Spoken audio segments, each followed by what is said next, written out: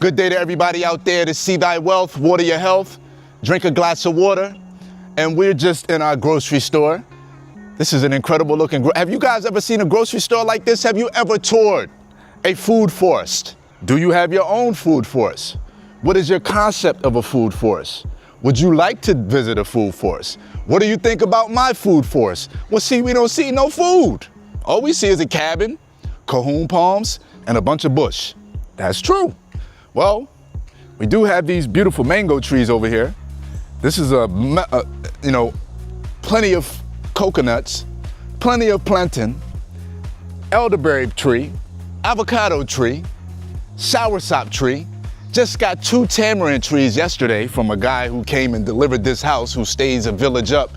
And I guess we kind of connected, and he brought over some mahogany. He brought over some other trees, not mahogany. I don't know what that is, but just giving away stuff. Telling me where I can go ahead and get the bags to plant my seeds instead of planting my seeds in the pots, because pots are more expensive than the bags. So this is the grocery store. And I'm not ashamed of that. You know what I'm saying? I'm happy to have a grocery store right here in my yard. That mean I don't gotta go nowhere. That mean when they do a lockdown, that mean when there's a virus, when there's a disease, I can stay right here, have perfect water, have perfect food, perfect air, sunlight. I don't have to go anywhere. We wanna create an estate where we don't need any outside influences, any outside product. We want to be able to do everything right here. Everything that we need on a daily basis, we have it right here. And that is the goal. So we don't have to walk off of this. We don't have to go anywhere if we don't want. Now, if we want to go out and step into then we do what we do. But if we have to and we don't want to, this is where it is. This is the setup, right? Because the planet is in a weird space, whether it's environmentally, whether it's economically, whether it's politically. We're in a weird space. Storms, lots of flooding, craziness, political climate, this one fighting that one, this nation fighting this one. It's all over the place, right? But you say one thing you gotta do every day is work. That's not true. You only have to work to pay for your house because you have a mortgage. You only have to work to pay for your food because you don't have the grocery store. You only have to work to pay for your vehicle because you got a promissory note, right? But if you eliminate those expenses, nobody can come and take anything. They can threaten you. If you got your property vested in a proper entity, trust, you probably won't have to worry about too many people trying to come and take your property, especially if there's no mortgage on it. All your assets should be in a trust.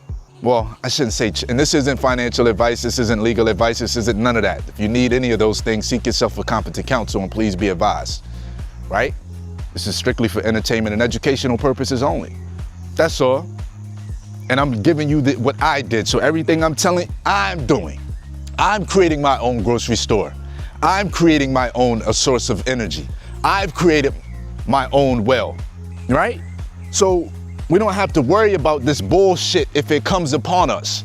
We don't have to stress anymore about, oh, they're gonna come take this, they're gonna come take that. I don't got enough money to pay this because the job is gone. Like this life out here, man, this is really not that difficult. I think, it's easy to get caught up in it. It's easy to get caught up in the social media, trying to keep up with, like right now. It's a lot of gig workers online begging for money.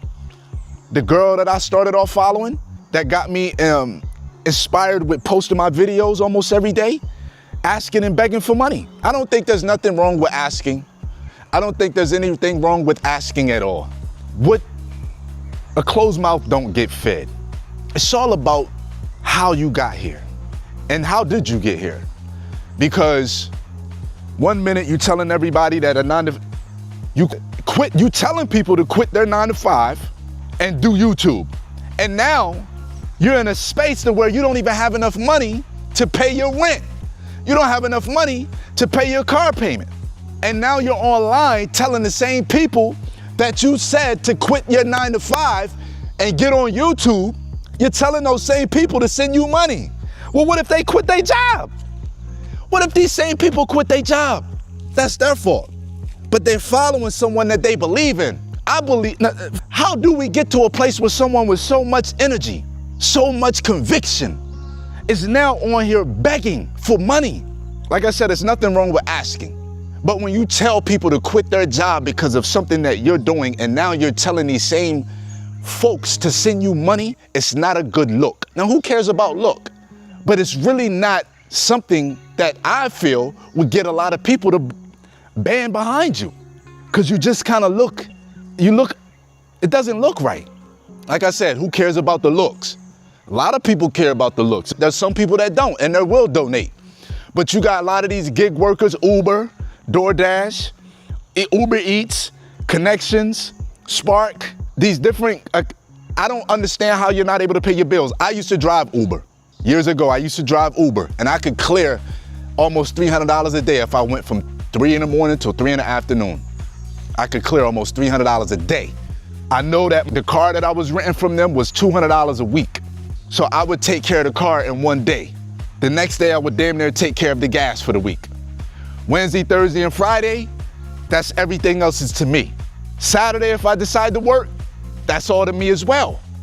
I might not do 12 to 12 Wednesday, Thursday, and Friday, Wednesday, Thursday, Friday, and Saturday. I might do from, not 12 to 12, but I might not do 12 hours. I might do from 3 in the morning to maybe 10 or 11, 12. And then I call it a wrap after those first 2 days, and I've covered my bills. So for y'all that's out there doing these gig economies, especially the ones out there with no kids, what are you doing with your money as to why you're begging people for money online and why you cannot pay your mortgage or your rent and your car payment your car is getting ready to get repossessed? What are you doing with your money? See, somebody can give you $100,000 and give me $100,000, and I'm gonna do something totally different.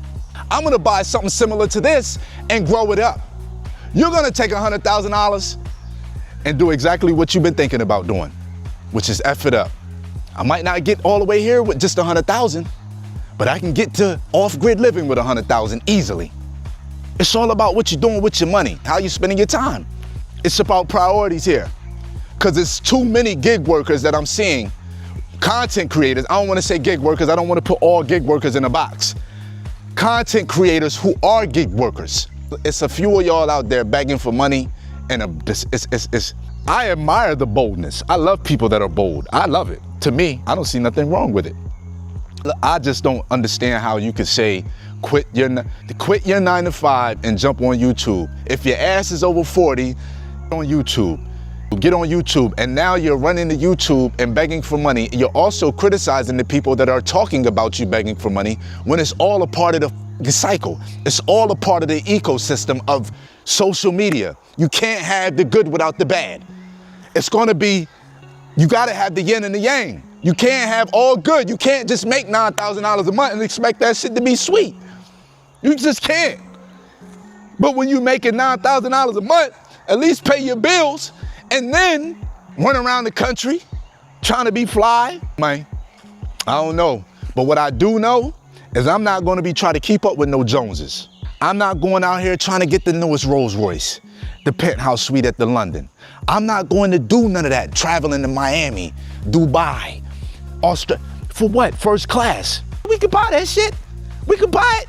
It's only gonna last so long because all of those things are expenses that aren't generating any income. It's all about, for me, putting my money and my currency, fiat currency, and the income producing assets that are gonna give me money to sit here while I'm on the side of the car and talk to you. Even if it's only $1,000 a month, because it's $1,000 that I wouldn't be making if I didn't invest that money. It might be $1,000 a month for the next 25 years. You do the math. But it's only $1,000 a month. $1,000 a month can't get you too much in the States. It damn near can't get you too much almost anywhere. But when you don't have no expenses, you don't have any, you got a cell phone bill. You got periodic expenses if you want to go to the store, gas. No health insurance because I put my money into my herbs. Cell phone, what the hell do immigration, what do I spend money on every month? Cell phone, immigration, help, gas. Listen, man, you eliminate your expenses is so much stress off your shoulder, man. It is. And I don't think I've given you guys a formal show of my new place here, my new cabin here. So I'm gonna take you guys inside today. It's really not finished. It's not finished at all. I'm not sure what I want to do with this yet. Right now, I'm just going to kind of use it as storage because I have several tools and things that I like to kind of keep from out of the nature and the rain or whatever. Even though you have below the house, I kind of like to have another space separate from that. And I also have extra things in the house that I kind of need to have storage for too. So this is my storage for right now, with the possibility of becoming a 1-bedroom, 1-bath home, because it has a 1-bedroom and a space carved out for a bathroom as well. And it's a pretty good size. You don't really need much to have a tiny home. It's off-grid. Anyhow, let's go inside and check it out. How you guys today? If I could get you guys to like the video, share the video, and subscribe to the channel, right? So you have an entrance right here in the front, and then you have one at the side as well. So you have one here on the side, and then you also have this one here that we're going to enter right here. So as you can see, as we first come in here, to your right, if you want to put a kitchen here, it's very possible. Refrigerator, small stove, small counter, cabinets. Of course, you can put your insulation and your drywall in, and whatever you want to put in here, you could finish this off. And over here, you have 1 bedroom.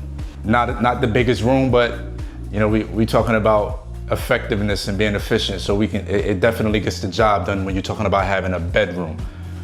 And here, right here, is what we would call this the bathroom. This right here, which is where some of the equipment and all that good stuff is. And then over here is one of my closets that they built for me to when all the equipment was outside, they would store the equipment in here. And then you have this little section over here. So nice, small, cozy cabin / storage unit for now. And we're not sure what we're gonna transform this in or transition this into. I don't know what I'm gonna do with this yet. I'm thankful to have it. Let me know what you guys think. Also, oh yeah, let me know what you think in the comments. Also, like the video, share the video, and subscribe to the channel. Let me show you guys where I'm gonna put this extra garden at. I'm gonna close everything up really quick. So this is an incredible thing. Actually, just show you guys the garden. Because of course, we have the garden that I started over there behind the house, but there's a lot of land here. And initially, when I first started this, I said that I wanted to have a garden next to my house, and then I wanted to have the big garden over here, not too far from the house, but this will be where most of the production is when it comes to the garden. We're talking about growing food over here because that's how we save our money. That's how we grow, and that's how we take care of self and do for self. Over here, as you can see, we started to clear right here. So this will all get cleared, right? We're gonna keep all the major trees. So the cahoon palms, that big major tree right there, I don't know what that is. That's one of the 3 largest trees in Belize here. Then you have these cahoon palms behind it. So this whole section here is going to be cleared minus the big trees, all right? And then if you turn around here, this section here will get cleared as well. So we'll clear most of this minus the big trees, because we want to have this is the high section of the land. This is one of the high sections of the land. So we want to have the garden at the high section of the land. How many of you guys out there have gardens? How many of you guys out there growing your own food? How many of you guys off grid? This is where people are going to now, man. This is not a new thing. This is ancient. I think that we got lost and we've got so connected to this commercialized society and capitalistic society that it's all about the next best thing, being modern, luxury, keeping up with the Joneses, you know what I'm saying, as opposed to the things that really matter. And that's why you see me here by myself, because when you're growing up, you're taught or you're shown that everything outside of you was important, materialistic things, Christmas, Thanksgiving, everything outside of you, not necessarily family, but all of that external material crap is what people propelled and made so this is all foreign to someone like me. So you could only imagine the shock that my mind is going through. Also, my body, you know, from being up there in those cold climates for years, although I did live in Los Angeles for the last 11 years, just the effect of that weather on your body, because Los Angeles did have some weather that wasn't cold, but it would get chilly. But here we are on our own slice of paradise, growing our own food, have our own houses, dealing with no mortgage, dealing with no electrical bill, dealing with no water bill. And really, if we don't want to, we don't have to have a grocery bill. Second house here. It's incredible to be able to sit back and watch the fruit of my labor. The mango, the fruit of my labor, right? The avocado, the fruit of my labor. These houses, the fruit of my labor. You heard? So I'm excited to get this garden started. This is one of the things that I put off to the end because I wanted to get all the fruit trees and everything cleaned up so they could start to produce. And now it's time to get the garden going. We're in August. I mean, we're really in the dead middle of rainy season, or the first portion, almost the middle of rainy season. So things are moving right along here, and just want to kind of get this garden going as you, I'm anxious about this. But anyhow, let me know what you guys think of my new cabin. Would you guys live in something like this? Could you buy something like this and fix it up yourself, or have someone fix it up and live in it off grid? Or is it too much for you? You need to be in your luxury house with your luxury bathroom and your appliances and everything hooked up to everything. Anyhow, thank y'all for tapping in. This is See Thy Wealth. Water your health.